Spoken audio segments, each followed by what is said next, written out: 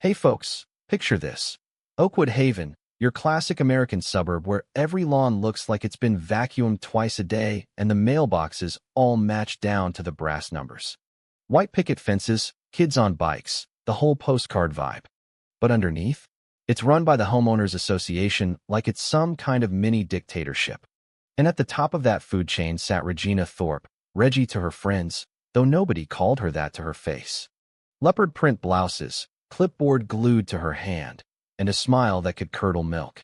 She called herself the neighborhood beautification expert, but we all knew she was just the queen of making everyone else miserable. My neighbor Ethan Caldwell lived 3 houses down. Quiet guy, 42, single dad raising his 14-year-old daughter Mia after his wife passed a few years back. Ethan was an electrical engineer who spent the pandemic lockdown building this tall, sleek windmill in his backyard. Not some rickety old thing, modern blades, smart monitoring, the works. He didn't just slap it together for fun. He signed a real contract with the county. That turbine fed straight into the emergency grid, helping keep 4 whole substations from crashing during peak hours or blackouts. Last summer's big storm, half the county stayed dark. Our block, lights on, fridges humming, thanks to Ethan's machine. Mia even nicknamed it Dad's Superhero Tower. She'd sit on the porch swing after school, watching it spin, saying it made her feel like they were helping the whole town. But Reggie? She saw ugly. One crisp Tuesday morning, I was out walking my dog when I heard the pounding on Ethan's door. There she was, full Karen mode, leopard blouse flapping in the breeze. "Ethan Caldwell," she snapped, loud enough for the whole cul-de-sac to hear. "We need to talk about that monstrosity in your backyard." Ethan opened the door in his robe, coffee in hand, blinking like he'd been hit by a truck. "The windmill?" he asked calmly. "It's been there 3 years, Regina." Nobody complained before. She stepped forward like she owned the sidewalk. Article 17, Section B. No non-standard structures visible from the street. "It's an eyesore, and I've got complaints." Ethan raised an eyebrow. "From who?" "Confidential." She shot back, nose wrinkling like the turbine smelled bad. 72 hours to dismantle it, or the fines start at $1,500, doubling every 3 days after that. Ethan folded his arms, still polite, but you could see the steel in his eyes. "You might want to call County Director Hayes first. That turbine routes power into the backup grid. It's why we didn't lose electricity last blackout. I've got the signed contract right inside." Reggie laughed, actually laughed, like he'd told a joke. "I don't care if it lights up the moon. Rules are rules. Neighborhood standards matter." She slapped a yellow violation notice on his door and marched off, heels clicking like tiny hammers. Ethan just stood there, watching her go. Later that afternoon, he told me over the fence, voice low so Mia wouldn't hear. "I'm not tearing it down, neighbor. But I'm also not letting her bully us." He showed me the folder, blueprints, permits, county contract thick as a phone book. "I've been patient," he said. "But if she wants war, I'll give her one she'll regret." The next week, the harassment went nuclear. Another notice for excessive noise from the blades, even though they were quieter than the highway 2 miles away. Then a warning about his mailbox being 2 inches off HOA color spec. Mia came home crying one day because kids at school heard Reggie telling their moms the windmill was dangerous and could lower property values by 20 grand. Ethan hugged her tight on the porch, the turbine humming softly behind them like it was keeping watch. "We're not backing down, kiddo," he whispered. "This thing helps people. And I'm done letting one woman act like she owns the sky." By Friday, the official summons arrived, glossy envelope demanding Ethan appear at a mandatory compliance hearing in the clubhouse. Reggie's signature at the bottom looked like she'd practiced it in front of a mirror. Ethan didn't panic.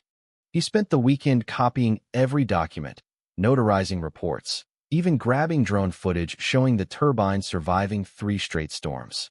He called his neighbor Carrie, the retired judge who lived next door.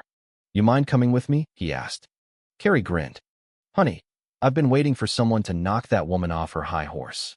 Count me in." The hearing was set for Saturday morning. The clubhouse smelled like burnt coffee and desperation, folding chairs, sad cookie tray, Reggie at the head table like a game show host gone wrong. 3 board members flanked her, all looking like they'd rather be anywhere else. Ethan walked in calm, laid his stack of papers down one by one. Regina didn't even glance. "This isn't a negotiation, Mr. Caldwell," she began. "The board has voted. Remove it or we escalate." Ethan's voice stayed even, but you could hear the edge. Page 4 of the county contract, right above the official seal. Interfering with this infrastructure is state-level sabotage. County legal is already drafting a cease and desist. The room went dead quiet. One board guy, Vince, stopped doodling and leaned forward. Regina's face turned the color of her blouse. "You're bluffing," she hissed. But Ethan just smiled that quiet smile and said, "Call Director Hayes. Ask him how dark the county gets without this turbine." Carrie cleared her throat and stepped up like she was back in federal court. "I've read every line," she said, voice smooth as silk but sharp as a knife. "If you force removal, you'll be explaining yourselves to a state prosecutor. And trust me, judges don't like it when HOAs play God with public utilities." Regina's mouth opened, snapped shut. She tried to adjourn the meeting right there, banging her gavel like a toddler throwing a tantrum. But Ethan wasn't done. "You issued the violation. Rescind it now, or I file Monday. Your choice." The texting board member finally looked up, eyes wide. Vince whispered something to Regina. She jerked away like he'd slapped her. The hearing ended in chaos, but Ethan left those documents on the table like a mic drop. Outside, Mia was waiting on the sidewalk, biting her lip. "Did we win, Dad?" Ethan ruffled her hair. "Not yet, kiddo. But we just lit a fire under the right people." By Monday, the county cease and desist landed on Reggie's doorstep, hand-delivered by a sheriff's deputy. My buddy Tom saw the cruiser and texted the whole group chat. "Reggie's house looks like a crime scene. Someone finally arrested her ego." But Reggie doubled down. She tried to ram through a motion to hire a private crew to remove the nuisance, using HOA funds. The treasurer shut it down hard, emailed the whole board that it was legally indefensible. Reggie replied, threatening to boot him. Big mistake. That thread got forwarded straight to county legal. Suddenly, the county opened a formal investigation into every enforcement action the HOA had taken for the last 2 years. Turns out Ethan wasn't the only one getting screwed. Subpoenas flew, emails, bank records, meeting minutes. 3 board members resigned within 2 weeks, mumbling excuses about personal reasons. Reggie held an emergency meeting to declare the county was undermining neighborhood integrity. She tried to vote herself emergency powers. Only 6 people showed. 5 voted no. She stormed out, slamming the door so hard the cheap chandelier rattled. Fines stopped. Newsletters stopped. The HOA website she personally controlled went dark. Carrie called Ethan the next morning. "She's unraveling, kid. You rattled the wrong cage." Ethan chuckled darkly. "I just turned the lights on. She's the one who hates the view." Then came the real twist that changed everything. Tuesday afternoon, 2 county engineers pulled into Ethan's driveway. They weren't there to inspect the turbine. They already monitored it remotely. No, they came to photograph the base and check for tampering. The older guy knelt by the anchor bolts behind the hedge and frowned. "Someone's been digging here. Soil's fresh, bolts loosened just enough to cause trouble later." Ethan's stomach dropped. Mia was inside doing homework. The thought of that thing collapsing and hurting someone made his blood run cold. "Animal?" he asked, hoping. The engineer shook his head. "Too precise. Looks deliberate. Install cameras tonight." This isn't vandalism anymore. It's felony territory if that grid node goes down. Ethan didn't wait. He drove to the hardware store, bought 4 motion cameras with night vision and cloud backup, plus a heavy padlock for the back gate. That night he mounted them himself, 2 on the turbine, 1 on the driveway, 1 overlooking the alley. Mia helped hold the ladder, flashlight in hand. "Dad, who would do this?" she whispered. Ethan's jaw tightened. "Someone who thinks rules matter more than people, sweetheart." At 12:17 a.m., his phone buzzed. Movement alert, rear fence. The footage was crystal clear. A figure in black hoodie and gloves slipped through the alley, crouched low, and headed straight for the hedge. They pulled out a wrench, knelt by the exact bolts the engineer had flagged, and started working. Ethan zoomed in. Leopard print sleeve peeked out from under the cuff. It was Regina. She fiddled for almost 2 minutes, then pocketed the tool and slunk away like the coward she was. Ethan downloaded 3 copies, heart pounding, and called the sheriff's department. Deputies arrived in 20 minutes. They reviewed the tape twice, measured the bolts, took casts of the boot prints in the dirt. "This is attempted destruction of protected infrastructure," the lead deputy said. "Third-degree felony. Warrants coming at sunrise." By breakfast, the neighborhood was buzzing. 3 cruisers and a county utility van rolled up to Regina's McMansion. She tried barricading herself inside, screaming about harassment, but the warrant and body cams didn't care. They brought her out in cuffs. First time anyone saw her without full makeup and pearls. She looked small, pale, and furious. Neighbors filmed from driveways. Phones lit up the group chat like fireworks. "Reggie in handcuffs?" Finally, someone typed. Mia watched from our porch, wide-eyed. "Dad, she really tried to break it?" Ethan nodded, voice tight. "She did." But the superhero tower fought back. That same afternoon, the board held an emergency meeting without her. Vince opened it, looking relieved for the first time in years. "County council advised us. Any more resistance to the turbine opens us to massive liability. We're voting to exempt it permanently from all aesthetic rules, retroactive." It passed unanimously. But the floodgates opened. Daphne, whose rose trellis Reggie had bulldozed last spring, stood up shaking. "She fined my husband over a porch light she called too industrial. It was from a historic catalog. You all let her run wild." More neighbors rose, stories poured out. Sudden foreclosure threats over mailbox stickers, parking permits yanked because someone had too many bumper stickers, anonymous complaints that somehow only hit people Reggie didn't like. The board froze every enforcement action pending a third-party audit. That audit hit like a bomb. Inconsistencies everywhere, fines issued without hearings, missing votes, and the reserve fund that should have had 80 grand, down to 20. Unaccounted consulting fees, fake landscaping projects. The treasurer resigned quietly the next day. But the city wasn't done. They pressed charges, embezzlement, fraud, and now tampering with protected utility property. Regina's trial was set for 3 months later. During the wait, Ethan's life got back to normal-ish. The county installed extra sensors on the turbine base and added a little plaque, Emergency Power Node 7, Community Infrastructure Project. They even offered to expand, solar panels, maybe another turbine down the hill. Ethan agreed on one condition: the whole neighborhood votes. People started showing up to meetings again. Potlucks popped up. Someone painted a mural on the community wall. The windmill kept spinning, steady and honest, exactly like Ethan. But the real kicker came during discovery for the trial. The prosecution had the night vision footage, Reggie clear as day loosening bolts with her little wrench. They also had the audit papers showing forged signatures and bank transfers straight to her personal accounts. One community retreat was actually her solo spa weekend in the mountains. Residents lined up to testify, each with receipts, photos, emails proving years of targeted abuse. Ethan was the final witness. They played the sabotage video in court. The room went graveyard silent except for the projector hum. The prosecutor asked only one question: did she ever express concern for the turbine's safety? Ethan looked straight at the jury. "No, ma'am. She only ever called it ugly." The jury took less than 5 hours. Guilty on all counts. For years, plus restitution for the stolen HOA money. After sentencing, the city appointed an oversight committee to watch future board elections and finances.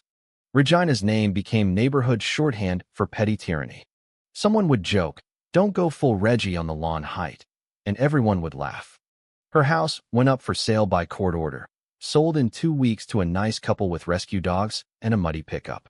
At their first board meeting, they brought brownies and nervously asked, "Do we need forms for raised garden beds?" Vince just smiled. "Nope. Just talk to your neighbors. No runoff." Welcome.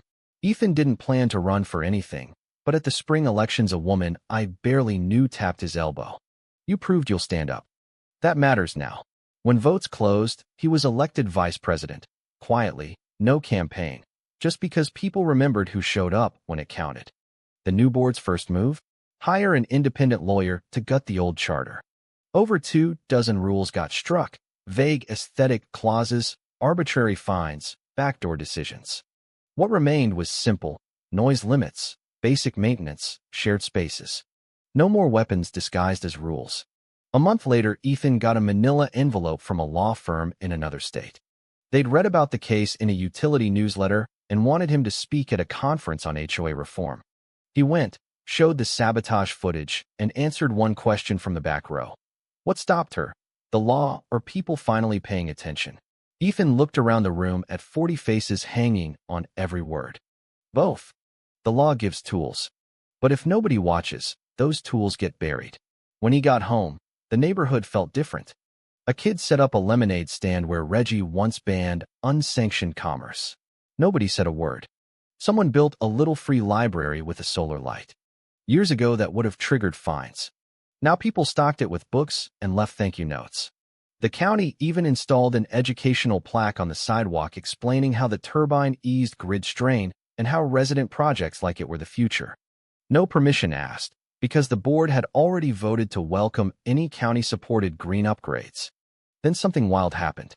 Regina's old attorney sent a package, 5 typed pages, and signed but clearly her handwriting. A full confession.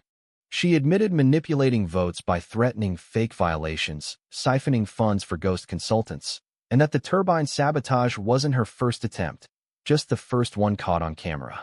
There was even a half-hearted apology to the neighborhood. I couldn't live with the version of events being whispered, she wrote. The truth was worse. The letter helped the civil suit recover almost $68,000. The new owners of her old house looked stunned when the board told them garden beds were fine. Just be neighborly. One evening, Ethan was adjusting the turbine blades when Carrie walked up, tote bag swinging. You know what I realized, she said. Power isn't the problem. It's what happens when nobody checks the wiring. Ethan tightened the last bolt and stood. You talking HOA or the windmill? She smiled. Both. A few blocks away, solar panels started going up. 2 houses down, a high school kid built a greenhouse for science class. The board fast-tracked approval because they'd seen what happened when one person decided what was too different. One humid summer night, the whole county flickered during a heat wave. Emergency systems kicked in. Our turbine never even blinked. Days later, the county sent a letter, not to Ethan, but to the whole neighborhood, naming our block an official community resilience zone. Someone printed it and pinned it to the park bulletin board. Nobody tore it down. Nobody crossed out lines. There were no aesthetic rules left to weaponize. The neighborhood still had quirks. Lawns weren't always perfect. Someone painted their front door bright orange, and nobody cared. People argued, voted, changed their minds. But the difference was simple. Nobody ruled, and nothing, absolutely nothing, got hidden behind a hedge anymore. Ethan still tinkers with the turbine on weekends, but mostly he just sits on the porch with Mia, watching it spin. Steady. Reliable. Honest. Everything Reggie Thorpe never was. And every time a new board member gets a little too excited about mailbox colors, someone will lean over and murmur, "Easy there, don't go full Reggie." The wind keeps turning, the lights stay on, and Oakwood Haven finally feels like home again. Folks, that's the story. Moral of the tale? Don't mess with a quiet engineer who's just trying to keep the power on, especially when the whole county's watching. Justice isn't always loud, but when it lands, it spins forever.